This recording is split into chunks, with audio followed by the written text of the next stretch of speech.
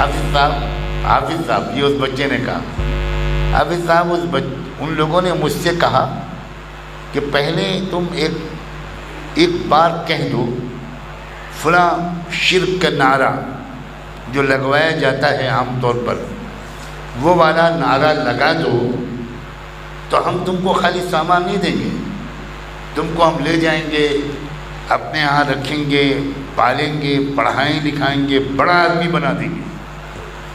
تمہارے ماں باپ سب مر گئے، کیونکہ اس بچہ جس گھر میں رہتا تھا وہ پورے گھر میں سب لوگ مر گئے۔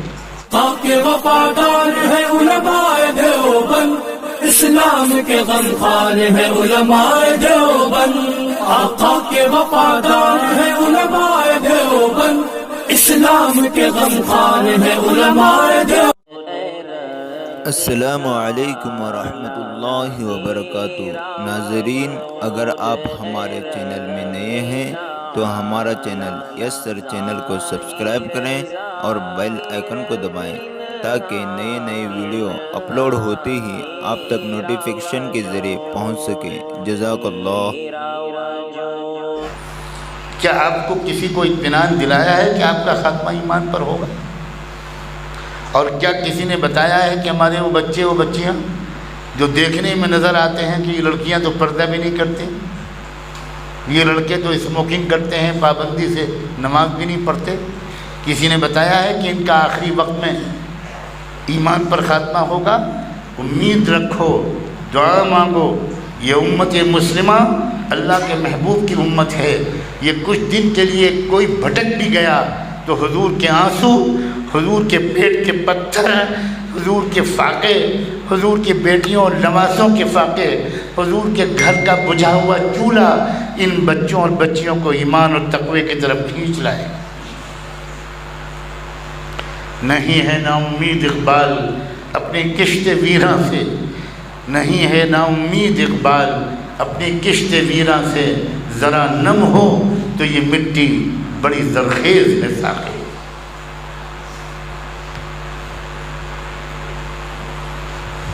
پوری قوم کو یہ پیغام اللہ پہنچا دے کہ ہمیں اسلام اور ایمان پر قائم رہنا ہے۔ اپنے بچوں کو یہ پلا دو۔ کس وقت بچوں سے کہی ہوئی کون سی بات کتنی مفید اور مؤثر ثابت ہو جائے گی کوئی کہہ نہیں سکتا۔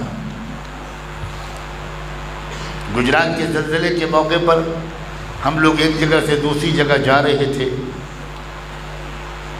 اور اس موقع پر بھی ہمارے تبلیغ و دعوت کے ساتھیوں نے اور مدرسے کے اساتذہ نے اور سینئر طلبہ نے اس پورے زلزلے کے علاقوں میں کئی مہینے تک جس طرح خدمت کا کام کیا، اس نے یہ امید دلا دی کہ اپنے ان عزیز بھائیوں اور اس پیارے دیندار مجمع کو کبھی حقارت سے مت دیکھنا، مشکل کے وقت میں یہ کام آئے گا انشاءاللہ۔ جو گشت تم نے کیے، جو تعلیم کے حلقے تم نے سجائے، جو چلے اور تین چلے تم نے لگائے، جو مدرسے اور مکتب میں تم نے پڑھایا، جو مدرسے اور مکتب کے چلانے میں تم نے مدد کی، کسی استاد کو محبت سے دیکھا، کسی استاد کی تنخواہ میں مدرسے کی مدد کر دی، یہ سب بیکار نہیں جائے گا۔ کبھی نہ کبھی ان نیکیوں کی بدولت اللہ ایک سے کوئی بڑا کام لے لے گا۔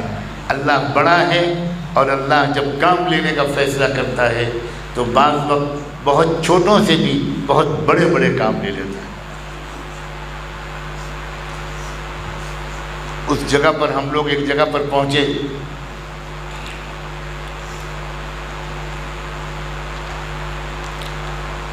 وہاں یہ دیکھا کہ ہم سے پہلے کوئی اور سنگٹھن پہنچ چکا ہے اور وہ وہاں پر ریلیف کا کام بانٹ رہا ہے۔ تو ہم لوگ رک گئے کہ ذرا دیکھیں دور سے، تو جو چیز جس چیز نے ہماری آنکھوں کو نگاہوں کو پکڑ لیا وہ یہ تھی کہ ہم نے دیکھا کہ لوگ لائن لگا کر ریلیف کا سامان لے رہے تھے، چاول، دال، آٹا، تیل، ایسے موقع پر جو بانٹا جاتا ہے۔ آپ لوگوں نے خود سیلاب کے موقع پر خدمت کا جو کام کیا تو آپ کو تجربہ بھی ہے کہ کیا ایسے موقع پر سامان دیا جاتا ہے۔ تو ان لوگوں نے اس سامان کے باکسز تیار کیے ہوئے تھے اور وہ ایک ایک کو وہ باکس دے رہے تھے۔ ہم نے دیکھا کہ لائن میں لگا ہوا ایک بچہ ہے جو کرتا پاجامہ اور ٹوپی میں ہے۔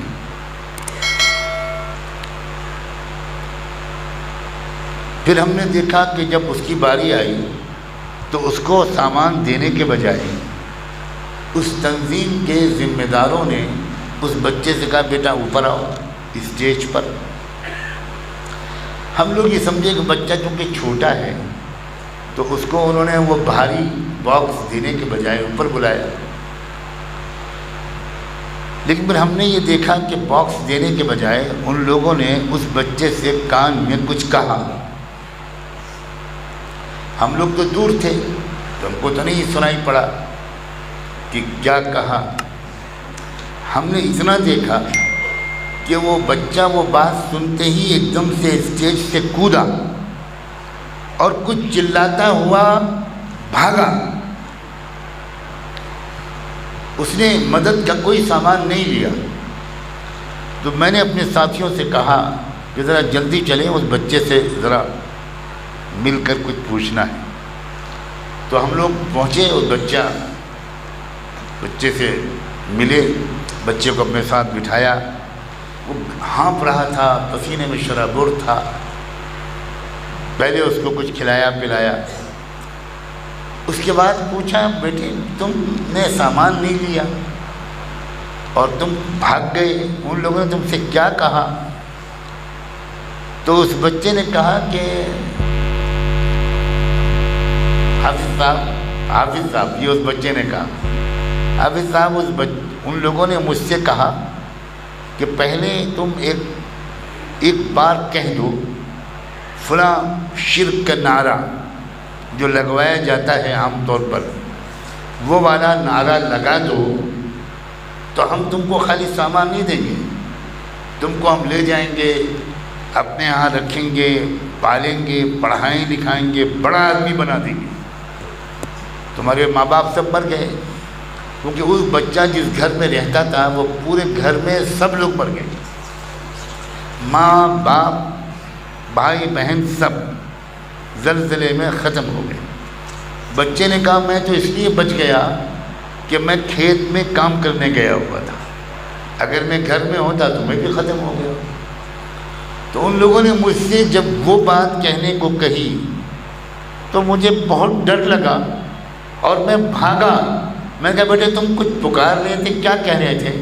تو کہنے لگا حافظ جی میں کہہ رہا تھا لا الہ الا اللہ، لا الہ الا اللہ، لا الہ الا اللہ۔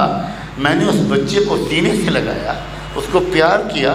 میں نے کہا بیٹا تم اتنے چھوٹے 10-11 سال کے بچے ہو، تم کو کس نے سکھایا؟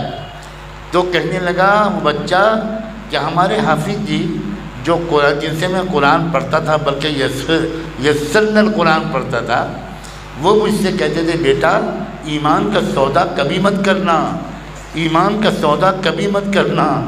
جب انہوں نے مجھ سے کہا کہ وہ بات کہو تو میں ڈر گیا اور مجھے حافظ صاحب کی وہ نصیحت یاد آ گئی کہ ایمان کا سودا مت کرنا۔ تو میں بھاگا کہ میں اگر یہاں رک گیا تو میرا ایمان چلا جائے گا، لا الہ الا اللہ کہتا وہ بھاگا۔ میرے دل نے نعرہ لگایا سلام ہو اس مکتب پر، سلام ہو اس حافظ جی پر، سلام ہو اس استاد پر، سلام ہو چھپر میں چلنے والے مدرسوں اور مکتبوں پر۔ ہمیں اور تم کو نہیں معلوم کروڑوں بھارت واسیوں کا ایمان ان مدرسوں اور مکتبوں نے بچایا۔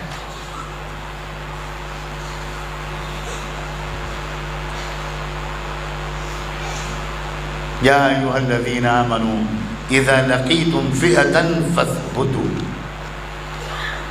یہ وقت ہے، آج نہیں تو کل، کل نہیں تو پرسوں ہم میں سے ایک ایک کے ایمان کا امتحان ہونے والا ہے. ہمارے بچوں اور بچیوں کے ایمان کا امتحان ہونے والا ہے.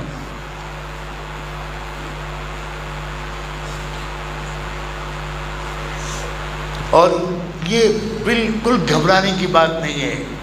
یاد رکھنا، امتحان کے بغیر کامیابی کا رزلٹ اور مارک شیٹ ہاتھ میں نہیں آتی. اگر کامیاب ہونا ہم چاہتے ہیں تو امتحان تو دینا پڑے گا.